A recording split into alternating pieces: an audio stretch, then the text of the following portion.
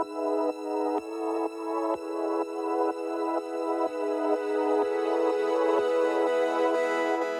Guys, welcome to lecture number 19 of macroeconomics. और reason theory के topic को आगे बढ़ाते हुए हम आज इनकम डिटर्मिनेशन करने के बाद हम ये जानेंगे कि अब हमारे पास जो एग्रीगेट डिमांड निकल कर आई है वो कब चेंज होती है। Now before we move forward, I would recommend you कि आप इस लेक्चर्स को देखने से पहले लेक्चर नंबर 16 से लेके लेक्चर नंबर 18 जरूर देखें, क्योंकि वो लेक्चर्स हैं जो इस पर्टिकुलर लेक्चर का बेस क्रिएट करते हैं। Now before we move forward, we know कि हम जब भी इकोनॉमी को डिस्कस करते हैं तो हम इकोनॉमी को दो नजरिए से देख सकते हैं। दैट इज, या तो आपकी इकोनॉमी हो सकती है स्टैटिक या आपकी इकोनॉमी हो सकती है डायनामिक। नाउ व्हेन वी से स्टैटिक इकोनॉमी, वी मीन कि ऑल इकोनॉमिक वेरिएबल, जो भी इकोनॉमी के अंदर इकोनॉमिक वेरिएबल्स हैं। अब वेरिएबल वो चीज होती है जो चेंज हो सकती है, जो अपने आप को चेंज करती है। It is not dependent on anything. Economic variable एक स्टैटिक इकोनॉमी के अंदर they are suppose to be remain constant. So economic variable are suppose to remain constant. इसका मतलब कि क्योंकि आपकी इकोनॉमी के अंदर ज्यादा चीजें नहीं बदलेंगी, दिस मीन्स जो आपकी एग्रीगेट डिमांड है वो भी क्या है, कांस्टेंट है, इज ऑल्सो कांस्टेंट और does not change as much. When we study dynamic economics, जब भी हम एक डायनामिक इकोनॉमी की बात करते हैं तो हम यहाँ पे ये देखते हैं कि जो इकोनॉमिक वेरिएबल्स हैं, चाहे वो कैपिटल हो गया, लेबर हो गया, या कोई भी आपका एंटरप्रेन्योरशिप है, लेबर है, वो सारी सारी क्या है, आर सब्जेक्ट टू चेंज। उनके अंदर हम कोई ना कोई चेंज नोटिस करते हैं। But this means that the aggregate demand in a dynamic economy is subject to change. For example, अगर हम अपनी इकोनॉमी के अंदर लेबर की सप्लाई बढ़ा दें तो आपकी एग्रीगेट डिमांड चेंज हो जाएगी। कैपिटल बढ़ा दें तो एग्रीगेट डिमांड चेंज हो जाएगी। स्टैटिक इकोनॉमी के अंदर हम ये मान के चलते हैं कि कुछ फैक्टर्स ऐसे हैं जो फिक्स हैं और बहुत कम वेरिएबल है, एक आधा वेरिएबल है तो चेंज किया जा सकता है। सो मोर और less your aggregate demand remains the same. This means that right now till this point we have been studying the static economic variable, but moving on, if we have to study कि change in aggregate demand कैसे आता है and what is the concept of investment multiplier, जो कि बहुत important है Keynesian theory के अंदर, जिसको Keynesian multiplier बोला जाता है। How does these two things work, or how does these two things are related to each other? So before we begin, we know from our previous lecture that aggregate demand is C plus I, that is consumption expenditure, जो कि कौन करता है, जो कि हमारी economy के अंदर हाउस होल्ड वगैरह करते हैं, और I is the investment expenditure, जो कि हमारी इकोनॉमी के अंदर फर्म्स और प्रोड्यूसर्स करते हैं। क्योंकि हम खाली टू सेक्टर मॉडल लेके चलते हैं तो we only have the household and we only have the firms, जो प्रोड्यूसर यूनिट होते हैं। Before and from our previous lectures we also know that C is given by a consumption function which is A plus BY, and the I is supposed to be exogenous, autonomous है, आपके economic models के बाहर आई डिसाइड होता है। Therefore it is not subject to change according to the equilibrium level. Equilibrium level पे जब भी हम आते हैं, we know equilibrium can be attend from two approaches. One approach है AD/AS अप्रोच, जहाँ पे हमारा AD should be equal to AS to achieve that equilibrium level of income, and another is saving is equal to investment. दोनों approaches एक दूसरे के अंदर से ही निकल कर आते हैं। Now the thing we have to consider here is that जो आपकी एग्रीगेट डिमांड है वो तभी चेंज हो सकती है जब आपका इन्वेस्टमेंट चेंज होता है। Now how is that statement true? Consider the level of equilibrium. जब भी हम इक्विलिब्रियम लेवल पे आते हैं तो हमें ये पता है कि जो हमारी ऑटोनोमस कंजम्पशन है वो फिक्स्ड है, हमारा लेवल ऑफ इनकम भी फिक्स्ड है, और हमारी level of MPC, marginal propensity to consume, भी फिक्स है। क्यों? क्योंकि हम इक्विलिब्रियम पे खड़े हैं। ये सारी इक्विलिब्रियम पे आके चीजें क्या हो जाती हैं, फिक्स हो जाती हैं to maintain that equilibrium. The point is why investment is not dependent on equilibrium, क्योंकि जैसे मैंने आपको बताया कि ये जो इन्वेस्टमेंट है ये हमारे मॉडल के बाहर से आती है, एक्सोजीनियस है। इन्वेस्टमेंट चेंज हो सकती है बहुत सारे रीजन की वजह से। फॉर एग्जाम्पल कि अगर मान लीजिए आपका बिजनेस प्रोस्पेक्ट चेंज हो गया, या मान लीजिए जो आपके इकोनॉमी है उसके अंदर किसी नए प्रोडक्ट का इनोवेशन हो गया, टेक्नोलॉजी चेंज नहीं हुई, कोई नया प्रोडक्ट आ गया, या आपके उस प्रोडक्ट के अंदर कोई इंप्रूवमेंट हमें देखने को मिल गई, या इसके अलावा आपकी जो सोसाइटी है उसके अंदर कोई नई मार्केट ओपन हो जाती है, that is opening of a new market. अब जैसे नई मार्केट ओपन होगी, जो आपका सप्लायर है वो क्या करेगा, नई फैक्ट्रीज वगैरह लगाएगा या fall in interest rate. Investment is very much dependent upon the interest rate. इसका लॉजिक ये है कि जब भी हमारी इकोनॉमी के अंदर लोन लेने की दर, that is the interest rate, falls, so we have noticed that people invest more. जब इंटरेस्ट रेट बढ़ता है तो इन्वेस्टमेंट गिरती है, because it is costlier for the firms to take a loan. So this means that if we have to change the aggregate demand at the point of equilibrium, we have to change our investment. That is, impact of change in investment at equilibrium level can only impact your aggregate demand, because other things at equilibrium are constant. This means that we have to study basically how is a change in investment level impact change in aggregate demand. Keynesian theory का जो एक basic fundamental rule है वो ये कहता है कि देखिए, अगर आपकी इन्वेस्टमेंट बढ़ेगी तो आपकी एग्रीगेट डिमांड भी बढ़ेगी। पॉजिटिव रिलेशनशिप है। अगर इन्वेस्टमेंट कम होगी तो एग्रीगेट डिमांड भी कम होगी। ये आप इस मॉडल से भी, इस फॉर्मूले से भी आप ड्राइव कर सकते हैं। भाई ऑब्वियस सी बात है, एडी इज सी प्लस आई, तो अगर आई बढ़ेगा तो एडी भी बढ़ेगा। The question here is by how much. अगर इन्वेस्टमेंट 1 रुपए से बढ़ा दी जाती है, if you increase the investment by 1 rupees, what would be the change in aggregate demand? क्या वो भी 1 रुपए से बढ़ेगा? क्या ये भी 1 रुपए से बढ़ेगा? और something else would be the answer. इस चीज को आंसर करती है हमारी इन्वेस्टमेंट मल्टीप्लायर की theory, investment multiplier. And as I've already told you, this is one of the most important theory of Keynesian concept. Investment multiplier simply ये चीज कहता है कि जो आपका change in investment है, whatever investment you bring new, that would lead to a greater impact on your income. To simply say, if I have to explain you with an example, you can think of it कि भाई अगर आपकी investment 1 रुपए से बढ़ती है तो आपकी जो इनकम पे इफेक्ट आएगा वो मान लीजिए 5 रुपए का आएगा। This is the concept of investment multiplier, कि आपकी इन्वेस्टमेंट अगर बढ़ाई जाती है तो उसका कितना इम्पैक्ट आपकी इनकम के ऊपर देखने को मिलेगा, दैट इज इन्वेस्टमेंट मल्टीप्लायर। नाम से पता लग रहा होगा, मल्टीप्लायर मतलब कितने गुना। तो इन्वेस्टमेंट बढ़ाने का कितना गुना फर्क पड़ता है आपकी इनकम के ऊपर, that is the concept of investment multiplier. अब ये जो डिपेंडेंसी है कि कितना इन्वेस्टमेंट का फर्क पड़ेगा आपकी कितनी चेंज होने वाली इनकम पे, ये मोर और लेस डिपेंड करता है आपका एमपीसी के ऊपर, डिपेंड अपॉन एमपीसी। अब इस चीज को मैं आपको 2 तरीकों से समझाऊंगा, एक through the help of formulas and दूसरा with the help of graph. So first of all let's start with the graph. Now हमारे सामने मैंने एक रफ ग्राफ बनाया है, इसको मैं आपके साथ साथ एक्सप्लेन करते करते आप उसकी नेमिंग करूंगा। On the y-axis, we know that we have expenditure, aggregate expenditure, and on the x-axis, we have our income. So, first and foremost, we know हमारी इकोनॉमी के अंदर जो इन्वेस्टमेंट है वो क्या रहती है, कांस्टेंट रहती है। And the 45-degree line drawn from the origin represents our aggregate supply. And about our consumption function, we know that the autonomous consumption is there. That is, from the zero level, even at the zero level of income, we have some form of consumption going on in the economy that is required for us for survival.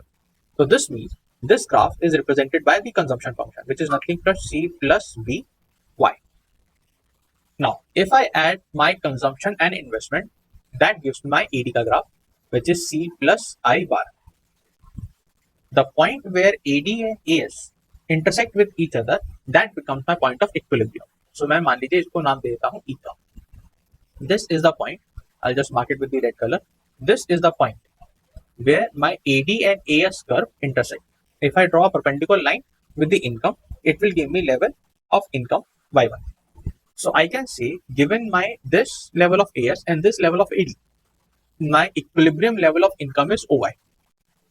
Suppose आपने अपनी economy के अंदर अपनी investment बढ़ा दी, that is जो आपकी initial investment थी plus आपने उसके अंदर डेल्टा आई और इंट्रोड्यूस कर दिया। Delta I is what? Delta I is nothing but the investment which you have increased. Given my consumption function remains the same. So now if I find out the new AD is what? C plus I बार तो already था, लेकिन इसके अंदर अब additional क्या आ गई? Additional investment आ गई।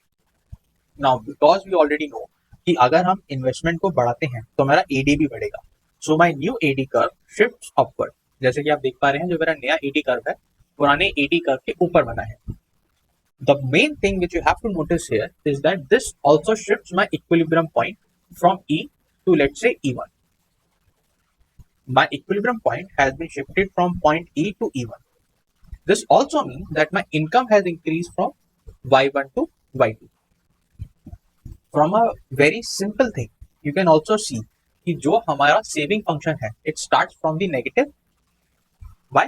Because क्योंकि जब हम कंजम्पशन करते हैं जीरो लेवल ऑफ इनकम पे, जिसको हम E से रिप्रेजेंट करते हैं, विच is nothing but the autonomous consumption, हम ये मान के चलते हैं कि ये जो ऑटोनोमस कंजम्पशन है वो कहाँ से लिया, कहाँ से हो रही है, हमारे सेविंग्स में से हो रही है। तो therefore my savings are negative. Also क्योंकि हमें पता है कि जो इक्विलिब्रियम है it is also given by S is equal to I, तो इन दोनों पॉइंट पे भी हम इक्विलिब्रियम निकाल सकते हैं, इक्विलिब्रियम लेवल ऑफ इनकम निकाल सकते हैं, drawn from the point a perpendicular line to the income axis. तो आपको Y1 और Y2 पॉइंट ही मिलेंगे। The main thing which you have to notice here is कि हमारा जो कॉन्सेप्ट था वो क्या था कि you increase your investment by delta I. So I बार से I बार प्लस डेल्टा की जो लाइन मेरी शिफ्ट हो रही है वो गिवन है डेल्टा I, और इस डेल्टा I की वजह से जो मेरी इनकम में शिफ्ट आ रहा है वो है हमारा delta Y. You can clearly notice here one thing, that whatever change in delta I you did, whatever extra investment you brought in, उसके कंपैरिजन में जो मेरा डेल्टा वाई में इंक्रीज है वो ज्यादा है। This gap is less than this gap.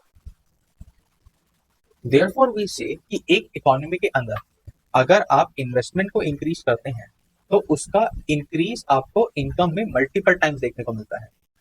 If you have to find out कि कितने से इंक्रीज होगा, उसको हम बोलते हैं investment multiplier. It is given by small letter m, और इस स्मॉल लेटर m का जो फॉर्मूला है वो सिंपल है, आपने अपनी इन्वेस्टमेंट को कितना चेंज किया और उसकी वजह से आपकी इनकम में कितना चेंज आया।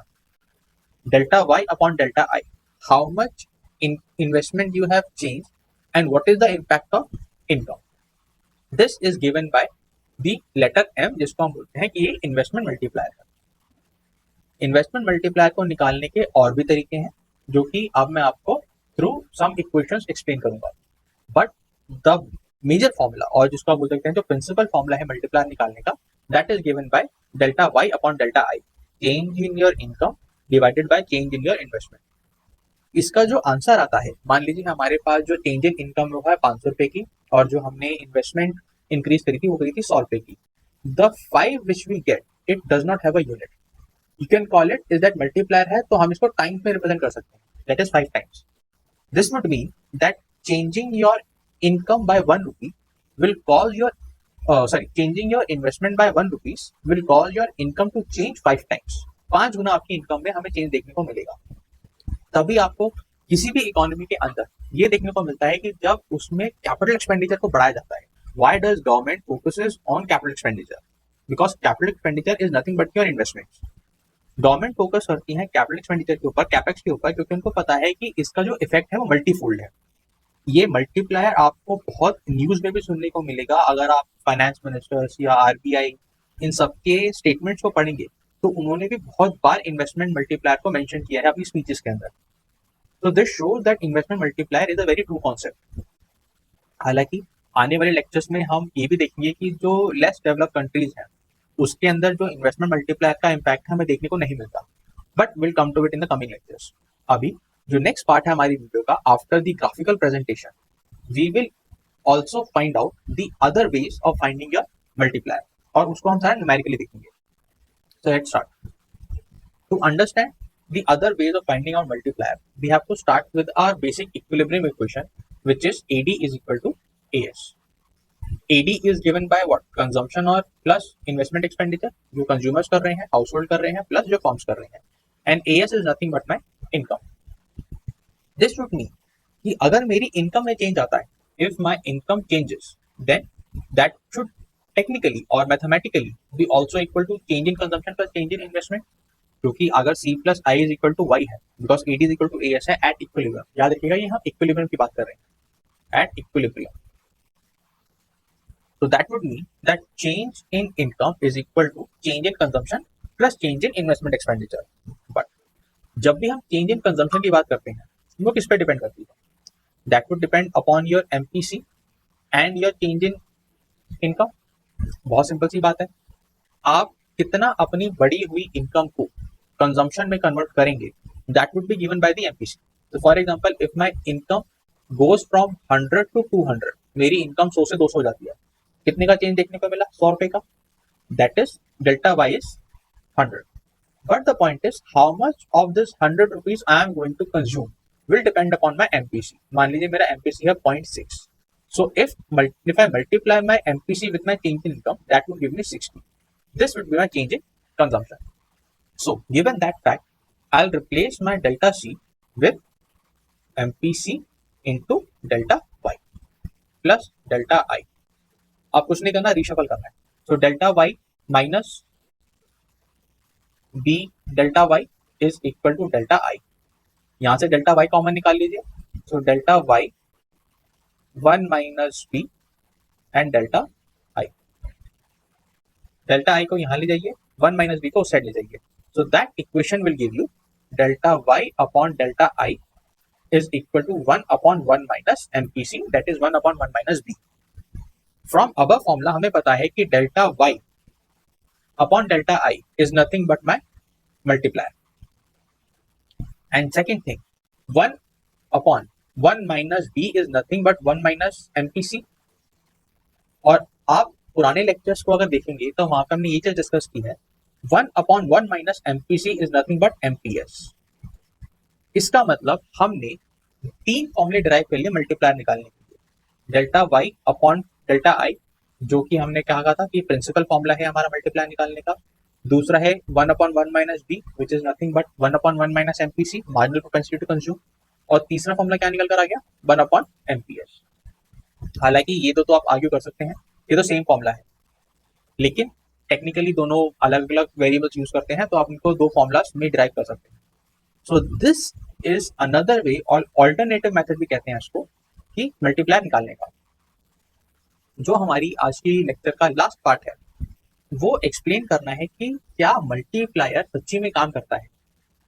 सो I just give you a very simple example. बहुत सिंपल एग्जांपल से हम बात स्टार्ट करते हैं। मान लीजिए आपको जो एमपीसी गिवन है वो गिवन है 0.5, एमपीसी इज 0.5। सो एमपीएस क्या हो जाएगा? MPS would be 1 minus 0.5 which is nothing but 0.5। और अगर मल्टीप्लायर निकालो तो क्या हो जाएगा? 1 upon 0.5 which is 2। Meaning to say, अगर आप अपनी इन्वेस्टमेंट करते हैं 1 रुपए की, तो उससे आपकी इनकम पे दुगना इम्पैक्ट पड़ेगा। So let's start. हम कुछ राउंड्स की बात करेंगे। I will just explain to you. आपने इन्वेस्टमेंट इंक्रीज कर दी, मान लीजिए 100 रुपए से। You have introduce additional investment in your economy by 100 rupees. यहाँ हमने मान के चला है। अब जब आप ये इन्वेस्टमेंट करेंगे, तो आपने मान लीजिए कोई नई फैक्ट्री स्टार्ट करी, उसको स्टार्ट करने के लिए आपने 100 रुपए लगाए।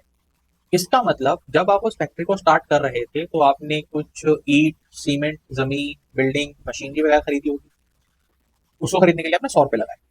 इसका मतलब from this 100 rupees you have created income for somebody. You have, ये बात में आएगा, from this investment you have created income for somebody for 100 rupees. क्योंकि भाई जब आपने फैक्ट्री लगाई होगी तो ऑब्वियसली बात आपने को सामान खरीदा होगा, और जिससे आपने सामान खरीदा उसकी इनकम जनरेट हो गई। क्योंकि हमारी इकोनॉमी के अंदर जो एमपीसी है, हम ये मान के चल रहे हैं कि एमपीसी क्या है? 0.5 है। तो जिस बंदे के लिए आपने 100 रुपए की इनकम जनरेट करी है, वो क्या करेगा? इसका 50 रुपए दैट इज 0.5 क्या कर लेगा? कंज्यूम कर लेगा, और 0.5 क्या कर देगा? सेव कर लेगा। अब ये हो गया हमारी राउंड 1 की बात। राउंड 2 पे आते हैं। जिस आदमी को लिए आपने 50 रुपए की इनकम जनरेट करी थी, जिस बंदे को आपने 50 रुपए जनरेट कराए हैं, अब ये 50 रुपए उसकी इनकम बन गई। भाई सिंपली पुट, जो ये कंजम्पशन कर रहा है उसके लिए तो 50 रुपए की इनकम जनरेट हो गई। अब वो इस 50 रुपए क्या करेगा?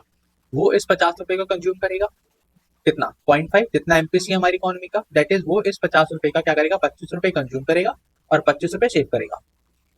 यहाँ से डेल्टा साइन हटा दे, डेल्टा साइन आएगा। अब राउंड 2 के अंदर जिस बंदे ने खर्चा किया 50 रुपए की इनकम का, कितना किया 25 रुपए, ये 25 रुपए किसी और के लिए इनकम बन जाएगी। अब जिस बंदे के लिए ये 25 रुपए की इनकम बनी है वो इसका 50% दैट इज 0.5 एमपीसी क्या कर लेगा, कंज्यूम कर लेगा और 0.5% सेव कर लेगा। If you keep on doing this till your last round, हम इसको करते हैं जब तक हमारी इनकम जनरेशन जीरो ना हो जाए। अगर आप इस चीज को पूरा बढ़ाते हैं कि आप जिस बंदे के लिए 12.5 रुपए की इनकम जनरेट हो गई वो क्या करेगा, 12.5 का 50% कंज्यूम करेगा और सेव करेगा। जिसके लिए 12.5 का 50% इनकम जनरेट हुई है वो उसका 50% कंज्यूम करेगा और सेव करेगा। If you take it to the last level और आप टोटल इनकम जनरेशन चेक करेंगे ना तो वो आपका अप्रोक्सीमेटली 200 रुपीज के आसपास ही आएगा। If you want you can do this on your own. आप इसको लास्ट राउंड तक लेके जाइए। आई थिंक सो ये मैक्सिमम से मैक्सिमम 10 राउंड तक जानी चाहिए वाली चीज। If you take it to the last round जहां पे आपकी इनकम जनरेशन या तो जीरो हुई है, हालांकि जीरो तो होगी नहीं, नियर अबाउट जीरो देगी, तो आप उस पर लाके छोड़ सकते हैं। जब आपकी इनकम जो डेल्टा वाई है वो जीरो हो जाए आप वहां पे छोड़ देना और डेल्टा वाई जितना भी जनरेट हुआ है उस आपको टोटल करना है। आप देखेंगे कि वो आपका उतना ही है जितना आपका मल्टीप्लायर से आना चाहिए था। हमारा मल्टीप्लायर कितना था 2।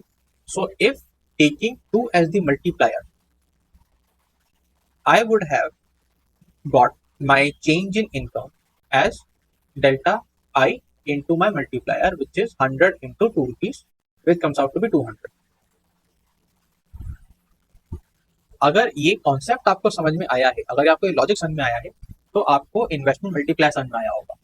और जैसे मैंने आपको बताया इन्वेस्टमेंट मल्टीप्लायर केनजियन थ्योरी का is one of the most celebrated concept and which is very much applicable to economics. हालांकि अभी हम आने वाले शायद दूसरे या तीसरे लेक्चर में एक टॉपिक डिस्कस करेंगे जो कि ये कहता है कि जो लीस्ट डेवलप्ड कंट्रीज हैं उनको एलडीसीज बोला जाता है, या जो डेवलपिंग कंट्रीज हैं या जो लीस्ट डेवलप्ड कंट्रीज हैं एलडीसी, उनके अंदर हमें मल्टीप्लायर इम्पैक्ट देखने को नहीं मिलता। But that is for the coming videos. I hope आपको change in aggregate demand in Keynesian theory और इन्वेस्टमेंट मल्टीप्लायर का कॉन्सेप्ट समझ में आया होगा। इस पर्टिकुलर लेक्चर का जो ब्रीफ पॉइंट था, एक तो वो ये है कि how does your multiplier actually works, और दूसरा ये जो डेरिवेशन हमने की है इन्वेस्टमेंट मल्टीप्लायर की, और तीसरा जो हमने इन्वेस्टमेंट मल्टीप्लायर को एक्सप्लेन किया है इस ग्राफ के। I hope you like this content. If you do please like, share and subscribe, and if you want to see more videos on macroeconomics, stay tuned to my channel. Thank you so much for watching.